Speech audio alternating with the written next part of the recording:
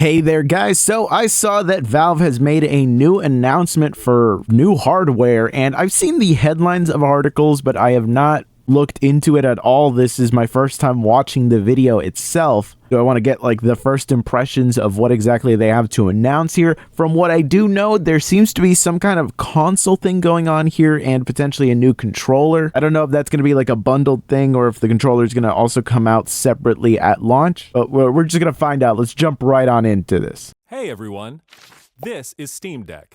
Steam Deck is our powerful, portable, handheld gaming PC that lets you take your Steam library with you anywhere. We're pretty proud of it. People All right, immediately starting off talking about the Steam Deck. And we couldn't be happier with the response we've heard from all of you. There's no way they're announcing a Steam Deck too. So that would have been like the top of the headlines. Because this isn't a video about the future that makes of Steam sense. Deck. This is a video about the future of Steam hardware. Today, we're announcing 3 new members of the Steam hardware lineup. All Okay, 3 things. Powerful PC gaming. All are optimized for gaming with Steam, and all are shipping in early 2026. Okay, that's actually pretty soon. Okay, we're starting off with a new controller. Okay, this is one that I'm actually pretty excited about because I actually really liked the original Steam controller.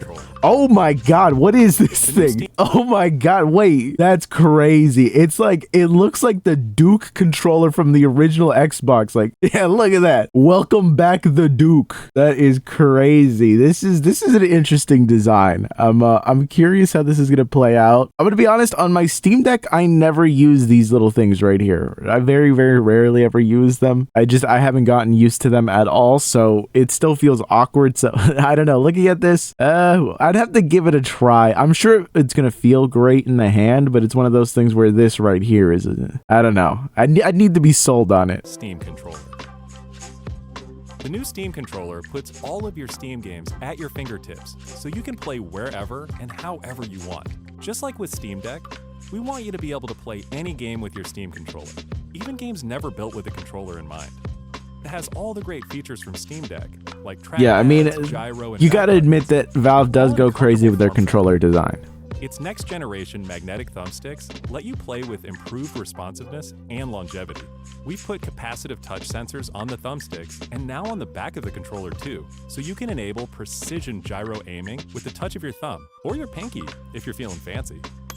Play for way too long with a rechargeable lithium-ion battery that allows for over 35 hours of playtime.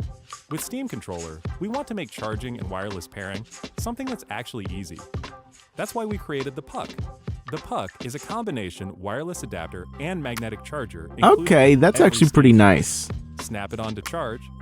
Once you're charged up, snap it off again. You can play over Bluetooth or a wired connection. Yeah, I like that. I like that, especially it being like a wireless dongle, because since it's going to be right there in front of you, the interference is just going to be non-existent. Steam Deck, or the new Steam Machine. Oh, okay, they're going right into it. This is the one that I'm the most excited about. What I want to know, just right off the bat, off rip, this thing looks pretty big. This thing is looking like, because I mean, look at this. Like, unless this is looking like it's gonna be a pretty tall device.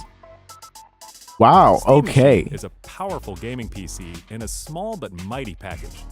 Interesting. Do they give out the measurements of this thing? This thing's pretty chunky. Okay, this is telling me, again, I don't know anything about the specs, but I'm guessing if they're going with something this big, there's gonna be some juicy parts in here. We're not talking to like top of the line parts, right? But we're also not talking your run-of-the-mill integrated graphics. You know, this thing is more than likely not gonna be running a 780M, but let's find out. Designed for your games on the big screen. It's quiet too, which is crazy since it's 6 times more powerful. Wait. Okay, yeah, you can see it there on the TV. That's a pretty big boy right there. Like that, I could probably fit a solid 5 or 6 GMK Tech K6s in that thing. It's quiet too, which is crazy since it's 6 times more powerful than a 6 times more powerful than the Steam Deck. Okay, that's interesting. 6 times more powerful than the Steam Deck, because the Steam Deck itself isn't really all that powerful by today's standards. So 6 times more powerful isn't necessarily earth-shattering performance, but again, I wasn't expecting that. Still, that does sound like a juicer, and that definitely means it's not your run-of-the-mill integrated graphics. powered by a discrete, semi-custom AMD GPU. Okay, so it is a discrete GPU. You say semi-custom. I wonder what that means. 4K gaming at 60 frames per second with FSR. With FSR though. Okay, the FSR there could be doing some heavy lifting because 4K FSR, I mean, you could do that on some pretty mid-tier GPUs as long as you're willing to go real aggressive with the FSR settings. That's why I hate when they just say DLSS or they say FSR or anything like that, and they don't tell you what exactly the settings are like, because FSR ultra quality, and if it's FSR 3.0, that's going to look vastly different than FSR 3.0 if it's set to ultra performance. Run SteamOS, made for a bigger screen, built for gaming in your living room, your office, yeah, that thing is wherever you play, big. With the rest of your PC accessories. Steam Machine borrows some great features from Steam Deck, like lightning fast sleep and wake, an SD card slot to easily expand your storage. I mean, yeah, this is all the regular Steam stuff. The inclusion of an SD card slot is interesting because what I'm curious about is what the desktop experience is going to be like here. I'm hoping that this means that Valve is really going to go hard on giving you a top tier Linux desktop experience, because this right here, this could be a game changer, not necessarily just from the perspective of Linux gaming, but the Linux desktop experience, because no one expects the Steam Deck to let you, sit there and browse the web. It can do that if you hook it up to a USB-C dock, but the amount of people that are going to do that versus people that are only going to use it as a handheld, the percentages there, like the ratio is just off the charts, But in this case, when it's plugged into your TV, yeah, you're probably not going to want to browse the web on there, but maybe you do want to open up YouTube. Maybe you want to open up Twitch and just watch it on the web browser because you get to use Firefox with it, and Firefox lets you kind of remove the annoyances that the internet have out there, And while I do love KDE, I do think that it's still not a perfect desktop experience, but I think that Valve has the resources to get it to a perfect experience. So this is super exciting to me. A customizable LED strip, which can show different system functionalities, or your own light show.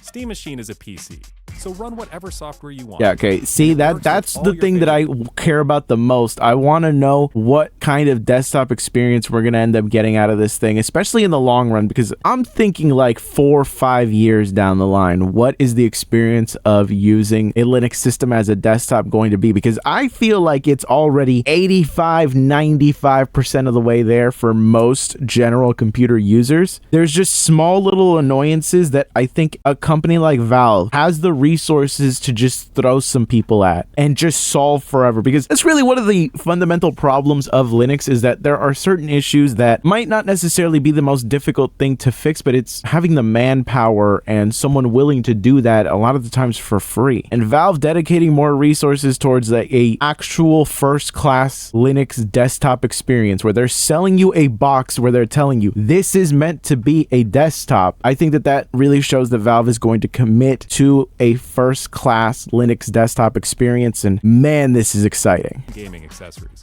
Steam Machine is designed to work hand-in-hand with the Steam controller, with the low-latency, wireless connectivity of the Steam controller puck built right in.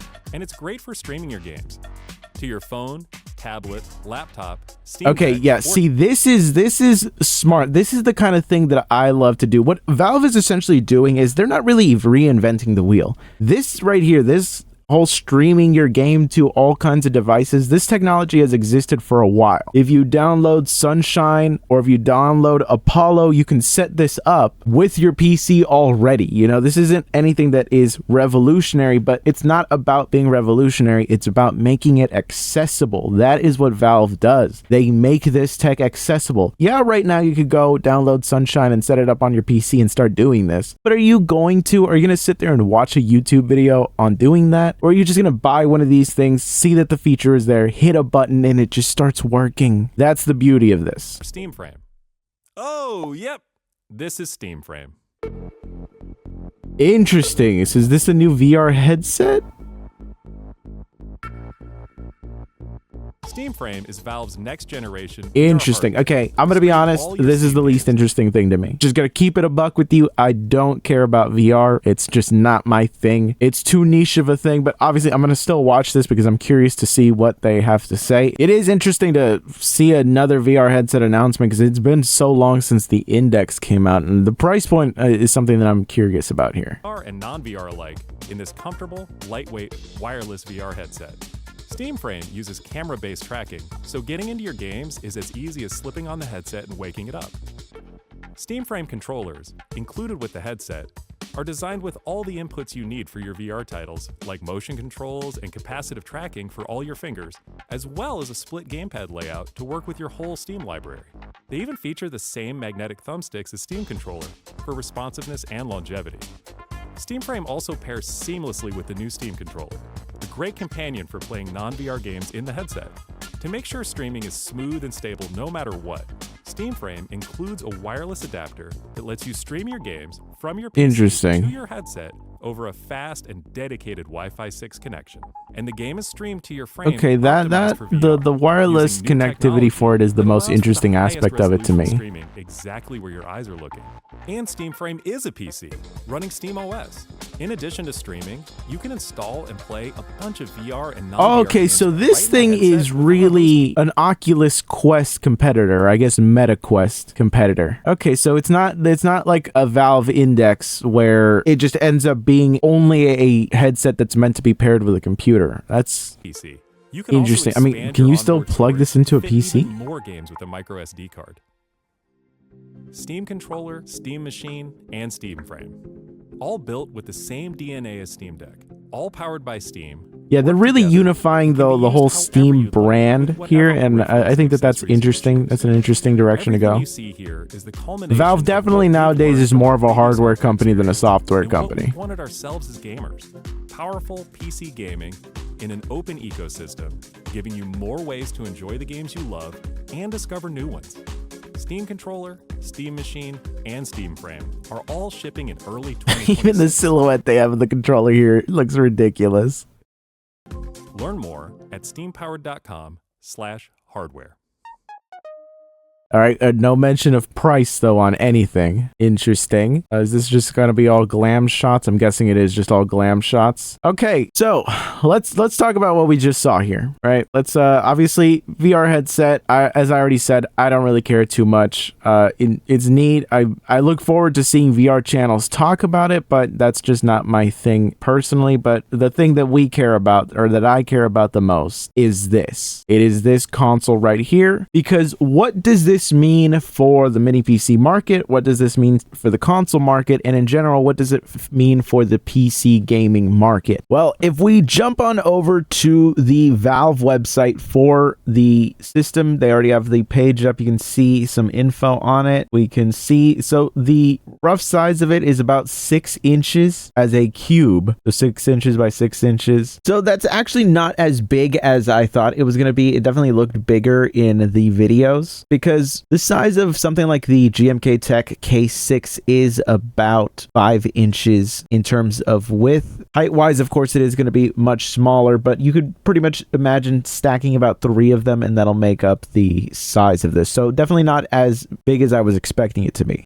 That said, of course, it does say that it comes with a semi-custom AMD CPU and GPU. I'm wondering if this is an APU, because the way that they're talking about it, it makes it seem like it's a separate graphics card, which would make sense. But if we go down here, it does go into more detail about the specs, where we're dealing with a 6-core Zen 4 processor. Pretty much a great combo for this. For a gaming system, you don't need it any more than this. I'm glad they didn't go with an 8-core, because that would really just be a waste of money. Now, the GPU is the most interesting part, because that's an RDNA 3 based, and that is RDNA 3, not 3.5. That is a 28 CU GPU. So that's pretty much an RX 7600M. A little disappointing there. I was really hoping that they would go for for better performance than this. That really shows that when they said 4K 60 with FSR is doing a lot of work there. So kind of disappointing there as well. And you know, the amount of VRAM that we're talking about, 8 gigabytes, is pretty much in line with what we would expect from this. So this is the GPU that's going to be in there. So we pretty much know the level of performance that we're looking at here. Pretty much the equivalent of an ARC A580 or an RX 6600, and not exactly a very powerful system by today's standards. But of course, it is going to be far more powerful than any mini PC that you'll find at this price point. So that is the disruptive part of it, because really the big advantage that Valve has here is that while these specs aren't incredible, if they price this right, this is going to undercut the entirety of the market, because it's small enough that I think that it could convince a lot of people to buy this over something like, let's say, a GMK Tech K6 or Firebat A6, because the overall specs are pretty great. You know, you got 16 gigabytes of RAM, 8 gigabytes of VRAM. You have a very good CPU. You have a GPU that will do fine, especially if we're talking 1080p. This would be a great system, but they were talking about 4K 60 over here. It's not 4K 60. You're essentially going to be running the game at like 1080p, and it's going to be getting upscaled to 4K. But that's pretty much what we're looking at here. The rest of the specs are pretty standard for a computer. I mean, it's even gigabit Ethernet, so it's not 2.5. It's not the biggest deal breaker. It is a little annoying just because of the fact that if there is ever a situation where 2.5 gigabit Ethernet is useful, it's when you're downloading games on Steam. That's pretty much one of the most intensive download situations that you'll ever realistically be in. So the fact that it's not 2.5 gigabit Ethernet is a little annoying, but it's definitely not a deal breaker. This is just a nitpick more than anything else. Really, this is the most controversial aspect of it. I'm a little disappointed by the GPU selection, I'm not gonna lie. I was hoping that when they said semi-custom, it was definitely gonna be something a lot more custom. The semi is, I mean, I guess if it's all an integrated package, then yeah, but I don't think that it is. We'll have to see though. In general, I mean, the big advantage that Valve has, again, is the Steam store. It's the fact that they are able to sell this at cheaper prices because of the fact that you are going to buy games on Steam. That is where I think that the ROG